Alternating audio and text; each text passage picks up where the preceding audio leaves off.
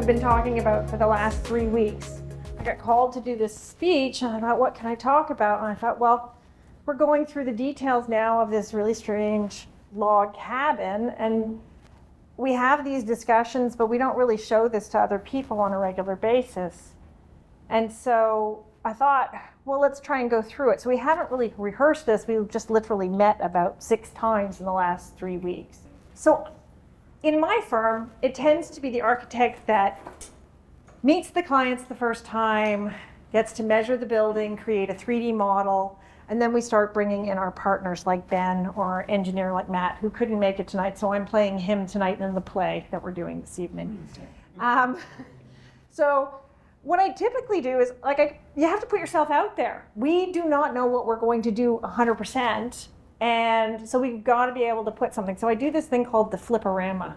I had a young son at the beginning, and Captain Underpants has the comic books where you flip them and the little guy goes and moves. So I thought, I can do that with buildings. So I create these 3D models of a section of the building that we're talking about. So there's really obvious where I've made my mistakes.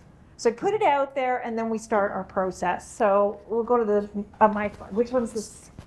Which part do I hit? And maybe even before we start the process, Okay. Terrell, I didn't say when you first invited me to participate in this call or in this talk, the name I had for it, Yeah. which was Builders Are From Venus. Oh. Architects Are From Mars. It's sort of this he said, she said this evening. So hopefully you'll enjoy it. And we're just going to try and recreate the conversations that we've had over the last 3 weeks.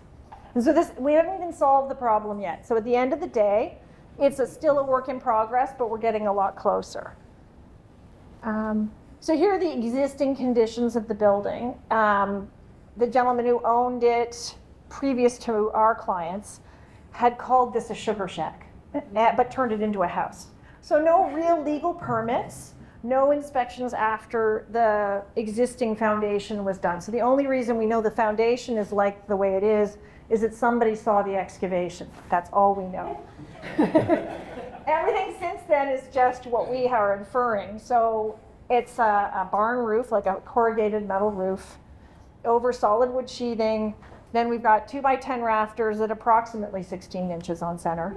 The round logs, none of them are the same size, not one of them. Nope, there's small ones, big ones, the whole thing. And then it's on this thickened slab on grade, as I said, but it was supposed to be insulated. There's no insulation in this house. This is like how anyone survives in the wintertime in this house. I have no idea. So the first thing we do is we gather knowledge. So I have my assistant here, Anton. He happens to be Ukrainian, so he's going on the Ukrainian and Russian sites and finding the good, the bad, and the ugly, that we can start this conversation of how do you insulate the outside of a roundish building? So we got some good, some ugly. Just keep going until we can pick a few things that we can sort of glom ourselves onto. So if I'm going to draw something to take it to the builder and the engineer and the client, that's hideous. That we can get to the next stage. So I start my fliporama. Yeah, there's some really weird stuff out there, but it gets you thinking, right? So here's we go with the preparation, what we kind of agreed to. So when we have a diagram like this where there's just one picture, we're agreeing at this stage. So the idea is that we're going to strip the roof off, get back to that sheathing, and we're going to do a Harold Orr chainsaw retrofit. So if you don't know that, you have to look it up. Taking off all of those rafters at the end to get back to the logs on this side. And then add a new continuous rim board at that point to get us started again. And when Harold used that term, it was figurative, but here it's literal. It's literal. Well, it wasn't figurative. Well, we could do it this way. Yeah, no, it's pretty good. Pretty interesting stuff taking off those rafters. Oh, and on the other thing that we have to take off on this one, sorry, just go back one, is that the log tails. So when the logs meet, they meet like they're sticking out 2 feet on either side in some places and different heights. So we've had to cut those back to be able to wrap the cottage. And so we're still agreeing here that we're thinking that we're going to need some sort of sticky, liquid applied, gooey thing that's going to be vapor open, get into the nooks and crannies of this building and have some sort of transition with tape. So we're all in agreement to this point. We're in agreement, but we start to get nervous about cost, which is my role. Yes, exactly, exactly. So we'll start with fasteners, and this is me thinking, and I'm looking at all of those pictures that we saw and think, okay, what am I thinking? I'm thinking, some sort of structural clip. It's got to have an angle on it so you can stick it in, and there's a slotted hole somewhere for movement and stick the sticks. So I draw this in my little fliporama to show everybody, and everyone's going, yeah, sure. And then the builder comes and says, yeah, how about something a little less expensive? maybe something off the shelf. Maybe something off the I shelf. was actually surprised at that because I thought, oh, well, you know, an angle with a slot in it can't be that hard. And he's like, Cascadia clips or this clip or that. I'm like, okay. So his drawing shows them at a little farther spacing. Maybe they're more consistent, but we don't know what they are yet. And then the engineer shows up. And he was going to be here this evening, but he has double booked. So I'm going to be the engineer for a moment. Why not some timber screws? So there you go. So instead of having clips at all, let's treat it a little bit more like a CLT building or more like some of the more modern ways of moving with things with these clamping screws and the fully threaded screws. So we're going, you know, just sort of seeing things in different ways because we've all had different experiences. And then it's the studs. This is me thinking about it. One stud at a time, because you know they're heavy. Move one stud at a time. Make them something light like a 2x4. So I create the building. I'm thinking, okay, that's what I would do. And then the builder goes. Well, and generally I look at these things and I ask myself first, is it buildable? Because architects. Yeah, exactly. But in fact, this is buildable, so then it becomes about what's more efficient. And so we talked about, well, could we not just build it on the ground and tip it up like we would any other wall system? Yep. And then the engineer says 2x10s. So he's telling us, so the 2x10s really helps in this case because one of the other discussions we had with these two designs here is that when you're putting in dense packed cellulose between cavities, you need to have smaller cavities for that dense packed cellulose to push against. And so with my 2x4 idea, I'd have to have some sort of webbing between it or some sort of plywood between it, and it gets more complicated. And then I think we talked about Larson trusses, and we talked about all different things. So it was nice to have the engineers just sort of simplify it for us and go 2x10.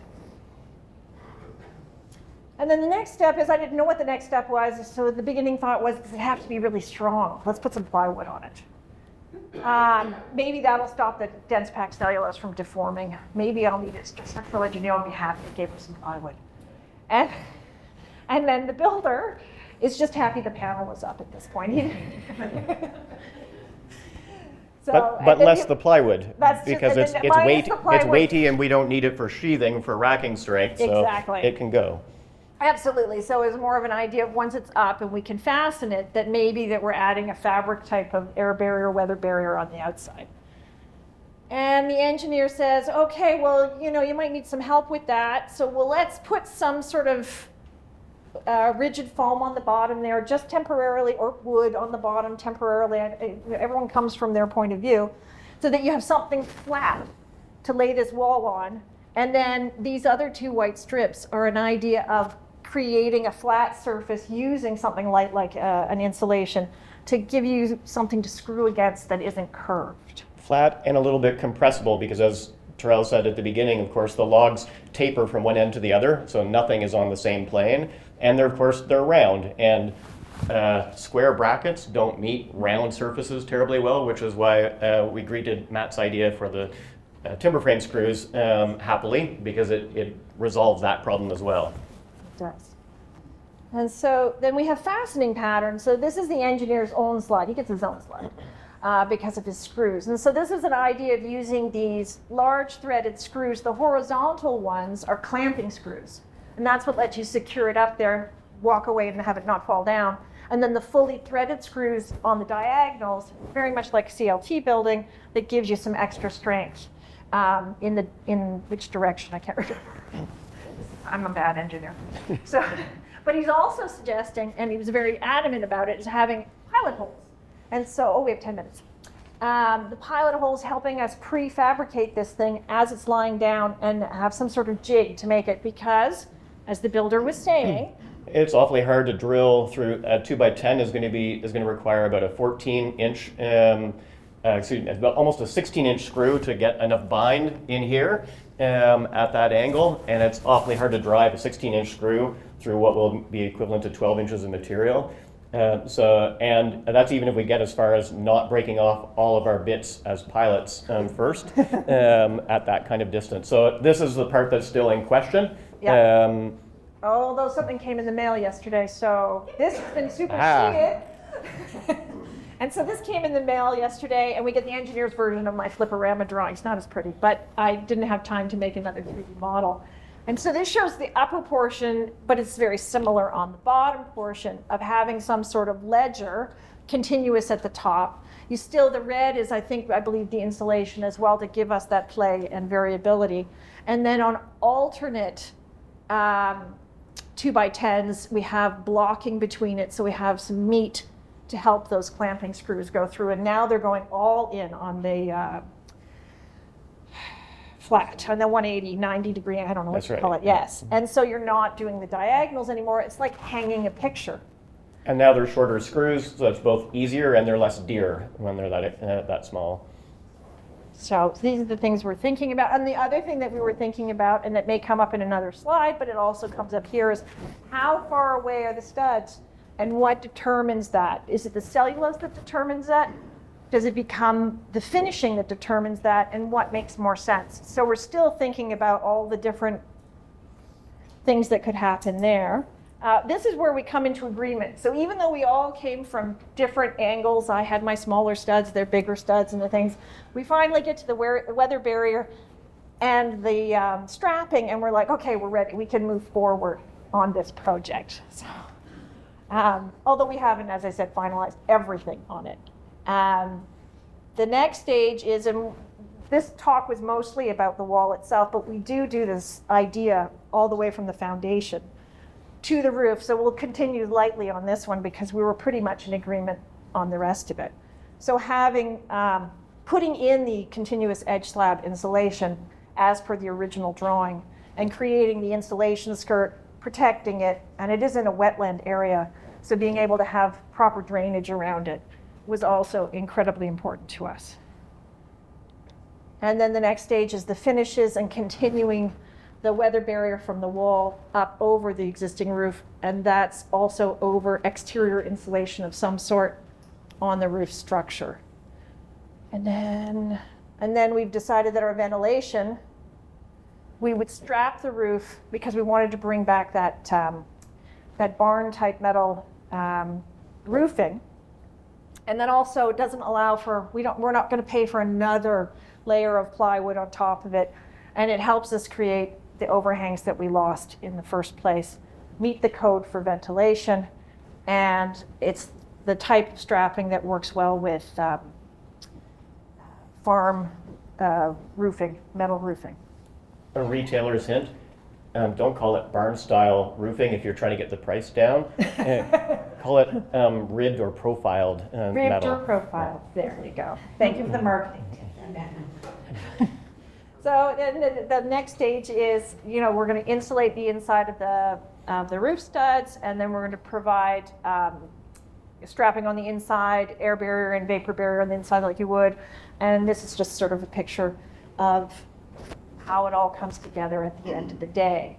And so, even after 3 weeks of starting from some of the good, bad, and the ugly, I think we've come up with something that we can manage to get to the next stage of working drawings with. So, and it's a short talk. There you go. Thank you very much.